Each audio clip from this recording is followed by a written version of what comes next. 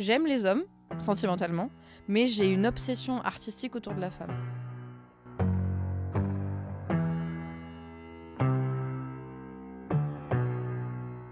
Mon premier amour, en fait, il m'a quittée pour une fille et j'ai eu une obsession sur cette fille. Et du coup, j'ai commencé à écrire sur elle, à imaginer sa vie, à fantasmer des trucs. Et ça a commencé comme ça, en fait. Et puis après, il y en a eu une autre et une autre. Et j'avais des obsessions passagères sur des nanas. Et un jour, je suis partie à Singapour avec mon sac à dos. Je me suis baladée en Asie. J'ai fait quelques pays, j'ai bourlingué, j'ai rencontré des gens, j'ai appris l'anglais, j'ai appris à me débrouiller par moi-même aussi. Et en revenant, il y a eu le déclic de créer quelque chose avec mes mains.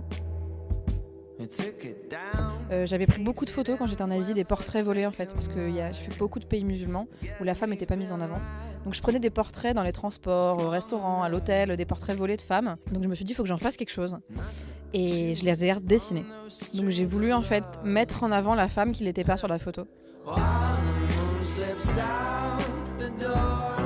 Mais c'est vraiment les femmes, celles que je croise, parce qu'à Marseille, il y en a un paquet, hein. J'en croise énormément. Et il y a toujours quelque chose, soit ça va être un mot, soit ça va être une mimique sur son visage, une émotion, quelque chose qui va se passer dans la soirée, ou quelqu'un que je croise furtivement et que je reverrai jamais. Il s'est passé quelque chose, moi je me suis imprégnée d'elle, et là j'ai son visage et il va pas partir tant que je l'ai pas dessiné.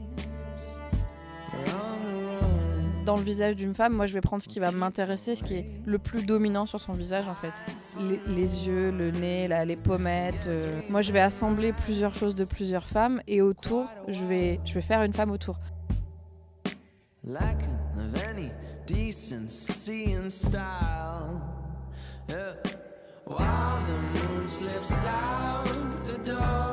Et après j'ai découvert Marseille. Et là, gros déclic, découverte de l'art urbain, initiation au street art, au collage dans la rue. Et là, clairement, ma vie a pris un tournant différent. Grâce à un galeriste, en fait, qui a une galerie en street art, que j'avais envie de coller. J'avais la trouille, clairement, parce que je viens d'une ville où tout le monde se connaît. Et si tu colles, c'est la honte, quoi. Parce que la police va tout de suite voir, l'enlever, appeler tes parents. L'adrénaline, c'est pas mon truc. Donc je voulais coller, mais je savais pas. Et en même temps, à Marseille, tout le monde le faisait. Et il m'a dit, mais te pose pas la question, tu le fais quoi. Et du coup, il m'a emmené, on l'a fait ensemble. Et on a dédramatisé le truc et c'était tellement cool. On a fait une séance photo trop cool.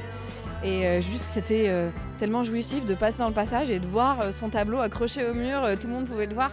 Et en fait, c'était ça aussi que je voulais. C'était désacraliser l'art, de dire, il y a plein de gens qui viennent pas dans la galerie d'art, mais il y a tout le monde qui se balade dans la rue. Donc là, tout le monde peut le voir. Il est libre en fait, mon tableau. Ma femme, elle est libre là dans la rue. Et ça va rester peut-être 20 minutes, comme 2 ans, on sait pas. Tout le monde me dit, mais il n'y a pas beaucoup de street artistes femmes et tout ça. On est quand même, surtout en France, il y a quand même une jolie scène artistique dans la rue, féminine. À Marseille, il n'y en a pas beaucoup. C'est vrai que par rapport au nombre d'hommes, on est sous-représenté encore. Voilà.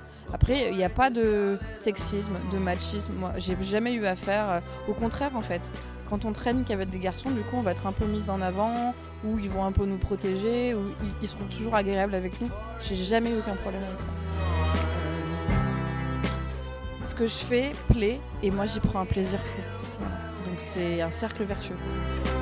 Et tout ça part de femmes en Asie, quoi.